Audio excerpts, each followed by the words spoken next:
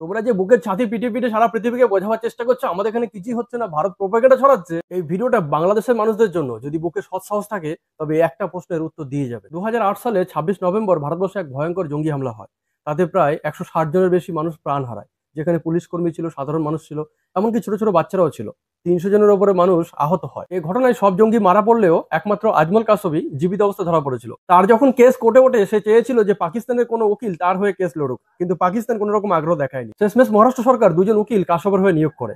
একজন হচ্ছে আমিন সালকার, একজন হচ্ছে ফারহান শাহ। এই দুজন উকিল কিন্তু মহারাষ্ট্র সরকারে নিয়োগ করেছিল কাসবের জন্য। এরপরে অঞ্জলি বাগমারে আসেন, তারপরে আসেন আব্বাস কাজমি, যিনি নিজে ইচ্ছা করে কাসবের কেসটা নিয়েছিলেন। কাসবের কেস নেওয়ার পরে আব্বাস কাজমিকে থ্রেট দেওয়া হয়, কিন্তু পুলিশ প্রশাসন তাকে প্রোটেকশন দিয়েছিল, তার যাতে কোনো রকম সমস্যা না হয়। এই হচ্ছে আমাদের ভারতবর্ষ, যেখানে একজন আতঙ্কবাদীকেও তার বিচারের সুযোগ সুবিধা দেওয়া হয়। তোমাদের দেশে চিন্ময় প্রভুর কেস লড়ার জন্য যে উকিলগুলো দাঁড়িয়েছিল তাদেরকে থ্রেট দেওয়া হচ্ছে, এমনকি তাদের বাড়ি বাড়িকে হুমকি দেওয়া হয়েছে। আদালতের সামনে তো থ্রেট দেওয়া হচ্ছে ডাইরেক্ট, যে যে চিন্ময় প্রভুর হয়ে কেস লড়বে তাকে গণপিটুনি দিয়ে মেরে ফেলা হবে। এগুলো কি তোমরা দেখতে পাচ্ছ না?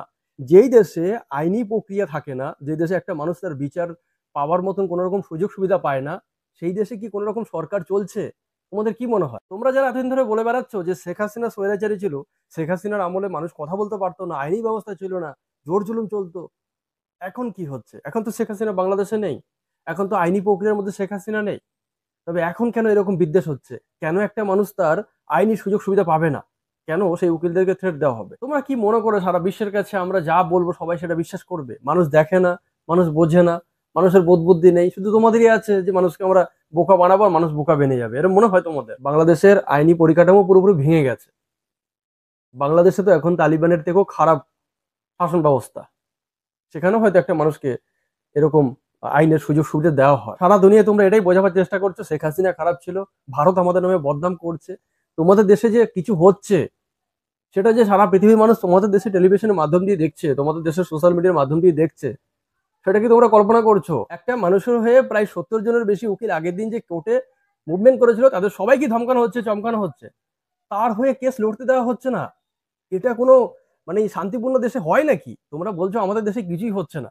তোমাদের কি মনে হয় সারা পৃথিবীর মানুষ বোকার, তোমরাই চালাক? তোমরা শাক দিয়ে মাছ ঢাকার চেষ্টা করছো আর কেউ বুঝতে পারবে না? তোমরা যে বুকের ছাতি পিটে পিটে সারা পৃথিবীকে বোঝাবার চেষ্টা করছো আমাদের এখানে কিছুই হচ্ছে না, ভারত প্রোপাগান্ডা ছড়াচ্ছে।